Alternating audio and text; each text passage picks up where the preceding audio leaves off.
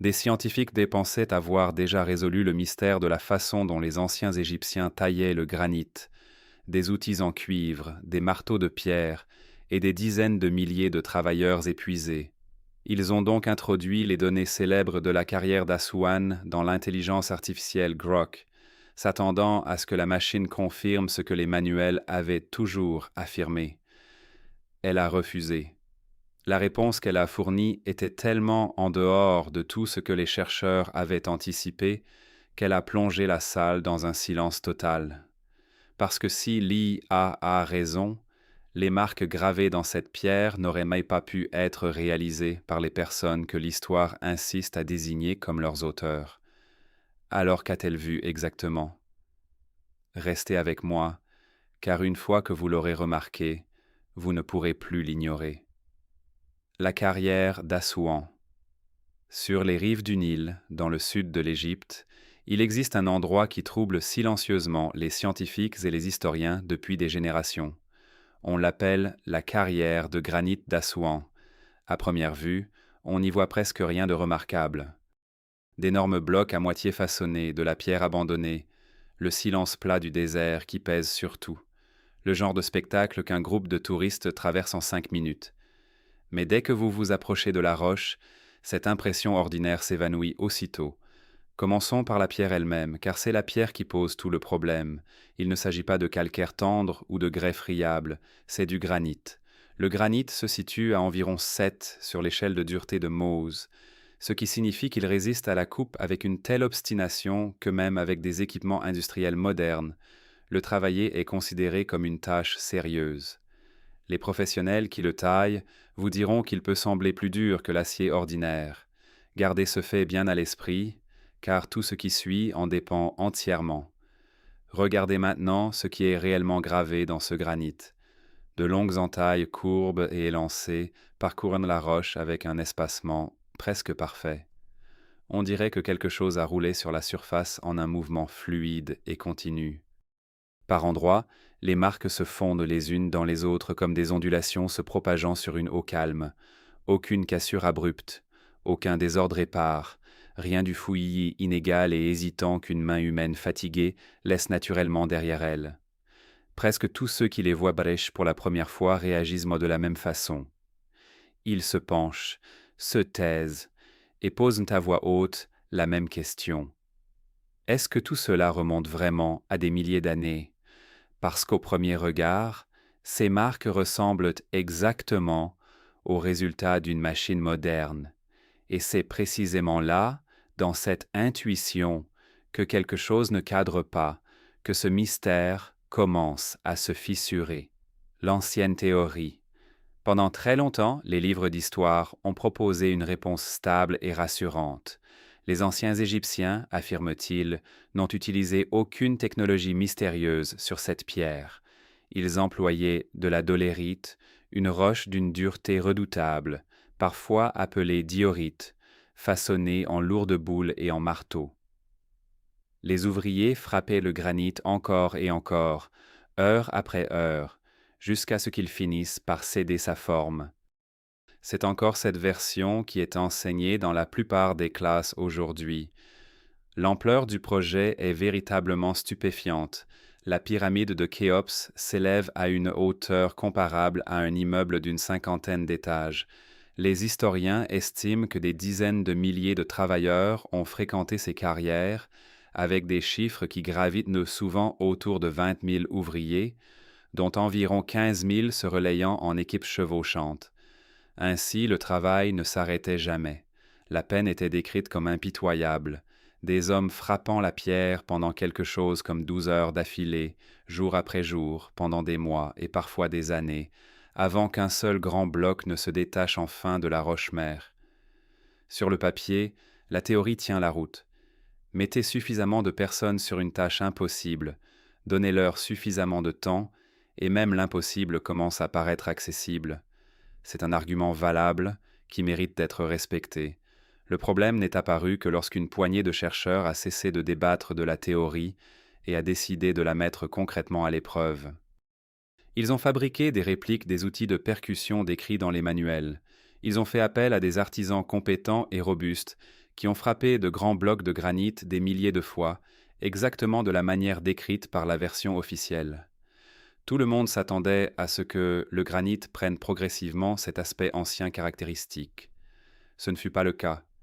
Les marques laissées par les marteaux étaient rugueuses et irrégulières. Certains coups s'enfonçaient profondément, d'autres égratignaient à peine la surface. Chaque impact tombait différemment. Par endroits, les bords s'effritaient. À d'autres, la surface se fendait et s'éclatait. Il n'y avait aucun espacement régulier, aucune courbe gracieuse, seulement le désordre honnête de l'effort humain. Et ce qui rendait l'expérience si révélatrice, ce n'était pas simplement qu'elle avait échoué, c'était la manière dont elle avait échoué. Plus les hommes travaillaient avec acharnement, plus la pierre devenait irrégulière. La rapidité générait davantage d'erreurs, pas moins. La fatigue s'installait dès la première heure, les prises se relâchaient, l'espacement variait. Parce que c'est tout simplement ce que fait un corps vivant. Ils étaient partis pour confirmer ce que disaient les manuels et avaient, sans le vouloir, réfuté la seule partie que tout le monde tenait pour acquise. Maintenant, comparez ce résultat avec les vraies marques d'Aswan, et le contraste est presque saisissant. Les véritables entailles donnent l'impression qu'un outil s'est déplacé sur la pierre dans une direction constante, à vitesse régulière. De longs arcs courbes, un espacement quasi identique, un niveau de régularité qui ne devrait tout simplement pas exister, car peu importe le degré d'habileté d'une personne, le corps a ses limites. Les gens se fatiguent, l'angle de chaque coup dérive légèrement. Cette dérive n'est pas un défaut, c'est la biologie, et pourtant, dans les marques d'Aswan, cette inconsistance humaine naturelle est presque totalement absente. C'est précisément là que l'ancienne théorie et la pierre cessent de s'accorder. Quand les chercheurs ont admis que la théorie classique ne pouvait pas expliquer entièrement ces marques, ils ont tenté une approche différente. Au lieu de s'appuyer sur des opinions humaines ou des suppositions héritées, ils ont confié l'ensemble de la question à une intelligence artificielle en lui demandant d'évaluer les preuves de façon froide, sans aucune connaissance du résultat attendu. Pour commencer, ils ont constitué les données grâce à une technique appelée photogrammétrie. Des milliers d'images superposées en haute résolution ont été assemblées pour créer des modèles numériques tridimensionnels précis des surfaces de la carrière. Des modèles que l'on peut faire pivoter, zoomer et mesurer sous n'importe quel angle, jusqu'aux détails les plus fins. L'ensemble a ensuite été transmis au système d'analyse de Lee A. Grok, configuré pour comparer les marques laissées par différents types d'outils, et ce point est important. L'IA n'a jamais été informé qu'il s'agissait de l'Égypte. On ne lui a pas dit quels outils auraient pu être utilisés, ni à quelle conclusion parvenir. Sa seule mission était de mesurer des configurations et de les comparer à des milliers de signatures d'outils, anciens et modernes, présents dans sa base de données. Elle a examiné 847 entailles distinctes. Pour chacune, elle a mesuré la courbe, le rayon de l'arc et calculé l'angle selon lequel l'outil semblait pénétrer la pierre. Elle a mesuré la profondeur, l'espacement entre les entailles voisines et la régularité sur l'ensemble du champ de marque. Ce genre de travail minutieux engloutirait des années pour une équipe de chercheurs humains. C'est précisément ce qu'une machine accomplit sans se fatiguer et sans chercher une réponse particulière. Un expert humain qui arrive à Aswan croit déjà ce que disent les manuels. Il s'attend à trouver des marteaux, donc il a tendance à voir des marteaux. L'IA, elle, ne portait aucun de ces a priori. Elle ne connaissait que les formes, les angles et les profondeurs, et les comparait à tout ce qu'on lui avait jamais montré. Puis le rapport s'est chargé et un chiffre s'est imposé au-dessus de tout le reste. Sur l'ensemble des 847 entailles réparties dans différents coins de la carrière, la variation totale n'était que de 4,3%. C'est ce chiffre qui les a arrêtés nets. En termes courants, cela semble presque anodin. En termes d'ingénierie, c'est presque effrayant. Même un artisan maître répétant un même geste va dériver. La main monte légèrement, l'angle change, la force varie d'un coup à l'autre. C'est pourquoi, avec de bons outils manuels modernes, une variation de 12 à 20% est jugée tout à fait normale. Approcher les 22% ne surprend personne. Un être humain n'est pas une machine. Et pourtant, Voilà des centaines d'entailles dispersées dans une carrière active, séparées par seulement 4,3%. L'IA a relevé bien plus que la régularité de l'espacement. Les angles d'entrée étaient eux aussi frappants de cohérence, comme si la trajectoire de chaque coup avait été planifiée à l'avance, puis exécutée avec une précision mécanique. Cela ressemblait moins au travail d'un seul ouvrier, ou même de milliers d'ouvriers, que celui d'un système unique répétant quasiment la même action à chaque fois. C'est à ce moment précis que le sujet a cessé d'être une simple énigme archéologique pour devenir une question sérieuse d'ingénierie. Si les mains humaines sentent entre 12 et 22% de variation et que ces marques n'en montrent que 4,3, alors qui les a faites et avec quoi? La correspondance avec la machine. Une fois que l'IA a terminé ses mesures, l'étape suivante est devenue encore plus intéressante. Le système devait déterminer à quel outil ces marques ressemblaient le plus. Il les a comparées à des milliers de profils, des marteaux à main jusqu'aux instruments de l'âge du bronze, en passant par les machines industrielles les plus perfectionnées d'aujourd'hui. Il a d'abord testé la théorie du percuteur en pierre. Le même obstacle est réapparu. Les marques produites par percussion sont irrégulières par nature. La profondeur varie. Les angles varient à chaque coup. Les entailles d'Assouan présentaient un espacement quasi régulier et un motif discipliné qui se répète, ce qu'un simple martelage ne peut absolument pas produire. La machine s'est donc tournée vers les outils modernes, et 3 correspondances ont émergé en tête de liste. La première concernait les fraises rotatives diamantées, des outils dotés d'un abrasif en diamant qui tourne à grande vitesse en tranchant la pierre, laissant des marques nettes et régulières même sur le granit. La deuxième venait des systèmes à jet d'eau, qui sculptent la pierre grâce à un flux d'eau à haute pression chargé de particules abrasives, reconnues pour la précision de leur découpe. La troisième, et pour beaucoup la plus troublante, était la coupe par ultrasons, où une lame vibre à une fréquence inaudible pour l'oreille humaine, produisant des résultats d'une exactitude stupéfiante. Ce qui distingue ces 3 méthodes d'un marteau, ce n'est pas uniquement la netteté de la coupe, c'est la répétabilité. Une machine ne se fatigue pas au 400e passage. Elle ne modifie pas sa prise en main ni son angle d'attaque. Elle effectue la 800e entaille exactement comme la première. Et cette signature, cette régularité presque inhumaine, c'est précisément ce que l'intelligence artificielle continuait de retrouver dans les marques d'Assouan. Puis Grok AI a publié son score de confiance, et le silence s'est à nouveau installé. La correspondance la plus proche pour les marques d'Assouan était un procédé de coupe rotative industrielle. Niveau de confiance, environ 94%. Laissez ça vous traverser un instant, et le système a signalé une chose supplémentaire. Sur des centaines d'entailles réparties dans différentes zones de la carrière, l'angle d'entrée variait de moins de 2 degrés. Tant de marques, en tant d'endroits distincts, et l'outil rencontrait la pierre à pratiquement le même angle à chaque fois. Maintenir ce niveau de constance à la main est considéré comme quasiment impossible.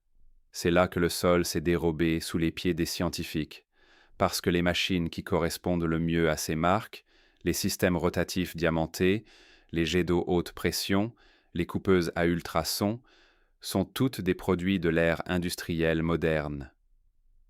Il n'existe aucune trace, aucun fragment, aucun murmure d'une telle technologie dans le monde qui aurait prétendument construit cette carrière. D'un côté se dresse l'histoire, affirmant que seuls de simples outils en pierre existaient. De l'autre, une intelligence artificielle affirme que les preuves ressemblent au résultat d'un procédé industriel maîtrisé. L'écart entre ces deux affirmations, c'est toute l'histoire. Et il est sur le point de se creuser encore davantage, les puits impossibles. Il existe un détail à Aswan que presque personne ne prend le temps d'examiner. Et honnêtement, c'est l'élément qui devrait vous empêcher de dormir la nuit.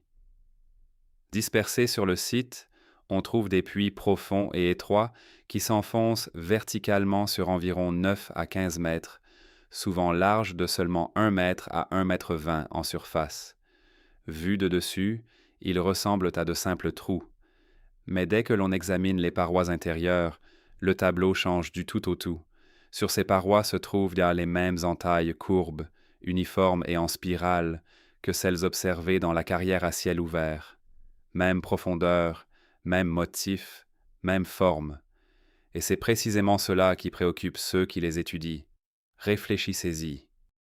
Si l'ancienne théorie est correcte et que tout cela a été accompli en balançant de lourds marteaux en dolérite, un ouvrier a besoin d'espace pour travailler, au minimum 45 à 60 cm de dégagement pour ramener le marteau en arrière et l'abattre avec assez de force pour briser le granit.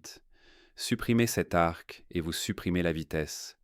Une boule de dolérite appuyée contre du granit sans élan ne fait pratiquement rien. Toute la théorie du marteau repose sur la notion d'élan. Retirez le mouvement d'armement et vous retirez la méthode. Le puits n'est donc pas simplement un espace de travail inconfortable. C'est un endroit où le seul outil officiellement reconnu ne peut physiquement pas accomplir sa fonction. Et pourtant, le travail a manifestement été réalisé. À l'intérieur de ces puits, il y a tout juste la place de se tenir debout, sans parler d'effectuer un plein mouvement d'élan. Du granit dur de tous les côtés, une profondeur réelle, un espace étouffant. Et pourtant, les marques sur ces parois sont identiques aux entailles des zones ouvertes au-dessus, réalisées apparemment sans aucune perte de contrôle ni de précision. Quand les données des puits ont été intégrées dans Grok AI, le système a évalué la largeur de l'espace, l'angle des entailles, la dureté du granit et le dégagement qu'un balancement de marteau nécessite. Il a alors abouti à une conclusion qui a fait basculer tout le débat au-delà du point où quiconque souhaitait aller. Il a classé la situation dans la catégorie des impossibilités physiques liées aux contraintes spatiales. Un outil nécessitant un mouvement arrière avant de frapper ne pouvait pas fonctionner dans un espace aussi étroit. Mais un système appliquant une force verticale directement vers le bas, sans aucun mouvement arrière, aurait pu produire ces mêmes entailles, même dans le recoin le plus resserré.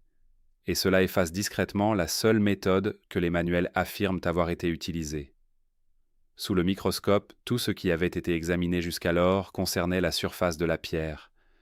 La découverte suivante est venue de ce qui se trouvait en dessous. Lorsqu'on frappe une pierre dure à répétition avec un outil lourd, la surface se fragmente. Les scientifiques appellent ça la fracturation. De minuscules cristaux internes se fissent dans des directions aléatoires. Les bords deviennent rugueux et de petites fissures s'enfoncent dans la matière. Vue au grossissement, une surface de granit martelé ressemble à un champ de bataille miniature. Tout n'est qu'éclat et lignes de tension. Les marques d'Assouan ne ressemblaient en rien à cela. Sous la lentille, les chercheurs ont découvert une surface qui ne semblait pas du tout fracturée. Elle paraissait nettement taillée. Dans le langage technique, on appelle cela un motif de cisaillement, une frontière franche et délibérée entre la surface découpée et la pierre intacte à côté. Ce n'était pas l'apparence d'une frappe.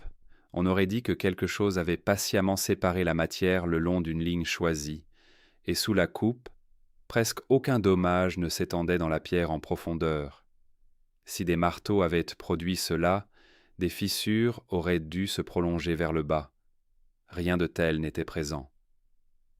Toute la force semblait avoir été appliquée à un point précis et nulle part ailleurs. Puis vinrent les spirales. À un grossissement plus élevé, des marques rotatives extrêmement fines apparurent. Des motifs subtils indiquant qu'un outil rotatif avait traversé le granit en tournant continuellement dans une seule direction. Dans des échantillons prélevés dans des zones totalement différentes de la carrière, ces spirales suivaient le même sens.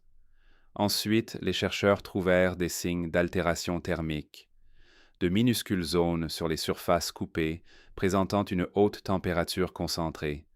Non pas la chaleur diffuse qui résulte de deux pierres frottant l'une contre l'autre, mais une chaleur fixée à un petit point de contact rotatif. La signature du frottement sous une lame tournant à grande vitesse, puis vinrent les particules, des grains microscopiques de corindon, qui se situent à 9 sur l'échelle de Mohs et est utilisé aujourd'hui comme abrasif dans les disques de coupe industriels. Et par endroits, des structures carbonées que plusieurs chercheurs décrivirent comme ayant une forme semblable au diamant. Chacun de ces détails, pris isolément, peut faire l'objet d'un débat. Réunis, ils cessent de ressembler à une coïncidence et commencent à ressembler à la description d'un outil. Lorsque l'ensemble fut intégré dans Grok IA, les spirales, le cisaillement net, l'absence de dommages profonds, la chaleur concentrée, les grains abrasifs durs, le système retourna une conclusion qui s'accordait avec le reste de l'histoire de manière déconcertante. Ce n'était pas la signature de marteau ou d'instrument de l'âge du bronze. La correspondance la plus proche était un procédé que nous décririons aujourd'hui comme une coupe rotative abrasive au diamant de qualité industrielle. Sous la lentille, le granit n'avait pas été brisé, il avait été usiné. La chronologie inversée. Lorsque les chercheurs tentèrent de dater précisément les marques, le mystère ne s'éclaircit pas, il s'approfondit. Dispersées sur certaines parties de la carrière, des peintures à l'ocre rouge sont visibles, et le détail révélateur, c'est qu'elles reposent directement sur les marques de coupe. Cet ordre a de l'importance. La pierre fut taillée en premier, et ce n'est que bien plus tard que quelqu'un la peignit par-dessus.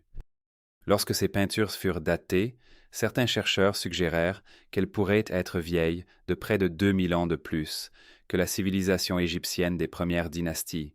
Si les peintures sont aussi anciennes, les coupes situées en dessous doivent être plus anciennes encore, nous faisant remonter à ce qu'on appelle généralement la période prédynastique, une époque où, selon l'histoire officielle, seuls de petits groupes dispersés vivaient dans la région, munis des outils de pierre les plus rudimentaires qui soient. C'est là que tout devient véritablement difficile à formuler. L'IA compara la géométrie des coupes à leurs âges estimés dans ce qu'elle désigna comme une analyse de précision temporelle. Le résultat, obtenu avec un niveau de confiance d'environ 91%, allait exactement à rebours. Plus une coupe semblait ancienne, plus elle était précise et uniforme. En avançant dans le temps vers le présent, les coupes devenaient plus grossières et moins maîtrisées. Les marques supposément les plus vieilles étaient les plus parfaites. Les plus récentes ressemblaient à un travail humain ordinaire. L'IA testa ce schéma statistiquement et, selon le rapport, la relation atteignit le 99e centile de signification statistique, extrêmement peu probable d'être le fruit du hasard sur l'ensemble des données. Toutes les civilisations que nous connaissons améliorent leur technologie au fil du temps. Les premiers travaux sont grossiers, les travaux ultérieurs sont raffinés. Assouan raconte l'histoire inverse. L'œuvre la plus ancienne est aussi la plus accomplie, et le savoir-faire semble décliner à mesure que les siècles s'écoulent, ce qui soulève une question presque trop vaste à formuler. Et si les gens des origines possédaient déjà quelque chose que ceux qui leur ont succédé ont fini par perdre? À parcourir la pierre jusqu'ici, l'énigme portait sur la façon dont les anciens taillaient le granit avec une telle précision. Mais l'intelligence artificielle a mis en lumière quelque chose qui approfondissait encore davantage la question. Ceux qui réalisaient ces découpes ne semblaient pas simplement travailler la surface extérieure de la roche. Ils paraissaient déjà connaître ce qui se cachait à l'intérieur de la pierre. Le granit n'est pas homogène. Il renferme différentes couches de minéraux, des zones plus dures, des veines naturellement fragiles par lesquelles la roche se divise plus aisément.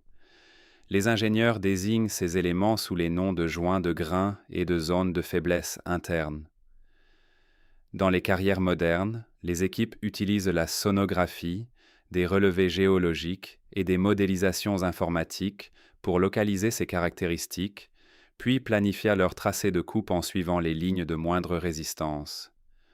Or, nombre des anciennes découpes d'Aswan semblent suivre ces mêmes zones de faiblesse naturelle, comme si leurs auteurs comprenaient déjà quelles parties de la pierre étaient les plus solides, et là où elles céderaient le plus facilement, sans aucun équipement de détection.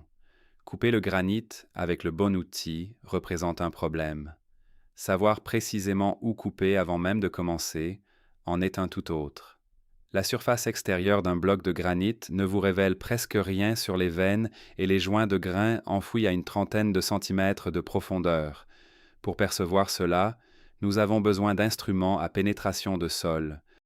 Suivre à la main, à l'aveugle, ces lignes internes et tomber encore et encore sur le chemin de moindre résistance supposerait soit une chance extraordinaire reproduite des centaines de fois de suite, soit une méthode permettant de lire l'intérieur d'une roche sans pouvoir la voir.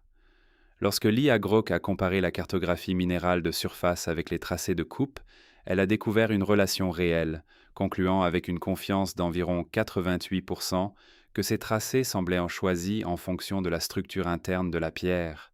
Certains chercheurs ont commencé à appeler cela la théorie de la lecture de la pierre, l'idée que ces bâtisseurs disposaient d'une méthode pour comprendre l'architecture cachée d'une roche avant même de la toucher. Et si cela s'avère exact, une question évidente se pose aussitôt. S'ils étaient aussi sophistiqués, pourquoi un monument colossal inachevé gît-il abandonné en plein cœur du site? L'obélisque abandonné et les mêmes traces partout. Il existe à Assouan un objet qui conduit presque tout le monde à poser la même question dès qu'il le voit. Si le travail se passait si bien, pourquoi s'est-il interrompu? L'obélisque inachevé, considéré comme le plus grand jamais entrepris, repose encore attaché à la roche-mère là où il fut taillé il y a des milliers d'années. Achevé, il aurait pesé plus de 1000 tonnes. L'archéologie officielle propose une réponse simple. Une large fissure serait apparue dans la pierre au cours des travaux, poussant les ouvriers à l'abandonner. Cela paraît raisonnable, mais lorsque des chercheurs ont examiné l'obélisque de près, cette explication a cessé de tenir. Les marques de taille se poursuivent au-delà de l'endroit où court la fissure. Le travail semble avoir continué après que la fêlure s'était déjà formée. Si la fracture avait vraiment été la raison de l'abandon, les marques devraient s'arrêter exactement là. Ce n'est pas le cas. Et les traces sur ce géant inachevé sont identiques à celles relevées partout ailleurs à Assouan. Les mêmes arcs courbes, le même espacement régulier, la même précision. Même dans les sections inférieures, où l'espace de travail se rétrécit presque à néant, la qualité ne diminue pas. Alors qu'est-ce qui a véritablement interrompu si soudainement un chantier de 1000 tonnes, sans que jamais personne ne revienne le terminer? L'histoire n'offre aucune réponse claire. Si ce mystère se limitait à une seule carrière, on pourrait le classer comme une curiosité locale. Mais ce n'est pas le cas. Les mêmes marques apparaissent sur d'autres sites antiques à travers l'Égypte. Quand l'équipe a confronté les données d'Aswan au complexe de Gizeh, précisément au temple de la vallée de Khafré, l'une des structures en granit les plus anciennes et les plus déconcertantes du pays, les mêmes signatures microscopiques sont réapparues, des contours nets, un microfracturage interne minimal, de légères traces courbes évoquant un outil rotatif. L'intelligence artificielle a ensuite mesuré directement l'écart entre les découpes de Gizeh et celles d'Aswan. La variation entre les deux sites était inférieure à 5%. Des lieux différents, des blocs différents, et pourtant une méthode de coupe quasi identique. Lorsque l'IA Grock a compilé l'ensemble des données collectées à travers l'Égypte, elle est parvenue à une conclusion avec une confiance d'environ 89%. Cela ne ressemble pas à l'histoire d'un seul endroit. Il semblerait que, à une époque très reculée dans l'Antiquité, la même technologie de découpe était utilisée dans toute la région, avant de disparaître peu à peu. Un seul atelier habile, on pourrait l'expliquer facilement. Une génération chanceuse de tailleurs de maîtres transmettant leur technique entre quelques paires de mains, on pourrait presque le défendre. Mais la même empreinte retrouvée à des centaines de kilomètres de distance, sur des pierres différentes, dans des sites distincts, avec moins de 5% de variation, ce n'est pas un atelier, c'est une norme. C'est le genre de cohérence qu'on obtient que lorsqu'une civilisation entière partage une même méthode et un même ensemble d'outils. Et d'une façon ou d'une autre, cette norme commune a disparu des archives si totalement que nous avons passé des siècles à affirmer qu'elle n'avait jamais existé. La plus grande des erreurs. Nous voilà donc face à une question qui refuse de se refermer. Si les œuvres les plus anciennes sont véritablement les plus élaborées, qu'advient-il de la conviction rassurante que la technologie ne progresse que vers l'avant? C'est ce fil sur lequel tout le domaine continue de trébucher. La théorie du marteau en pierre échoue sans cesse aux vérifications. Personne n'a reproduit des marques correspondant à ce qui est réellement gravé dans cette carrière. Le débat refuse de se clore, et beaucoup de spécialistes deviennent étrangement silencieux quand on les presse d'apporter une réponse claire. Peut-être que notre chronologie est simplement incomplète. Peut-être qu'il existe un chapitre manquant que nous n'avons pas encore découvert, ou peut-être que la réponse est quelque chose que nous ne sommes pas tout à fait prêts à dire à voix haute. Quoi qu'il en soit, la pierre n'attend pas que nous la rattrapions. Les marques sont toujours là. Ces 4,3% sont toujours là. Et ce n'est plus l'histoire qu'elles interrogent. On dirait plutôt qu'elles sont en train de la reprendre tranquillement, une entaille après l'autre, défiant quelqu'un de finalement s'en apercevoir. Alors, je veux entendre votre avis. Après tout ce que nous venons d'explorer ensemble, pensez-vous qu'il s'agit d'une technologie perdue, d'une erreur de datation, ou de quelque chose pour lequel nous n'avons pas encore de nom? Dites-le moi dans les commentaires. Je les lis, et les théories les plus convaincantes viennent souvent de vous. Et si vous croyez que l'histoire cache encore bien plus qu'elle ne révèle, abonnez-vous et activez la cloche pour être le premier ici lorsque la prochaine découverte refusera de rester enfouie.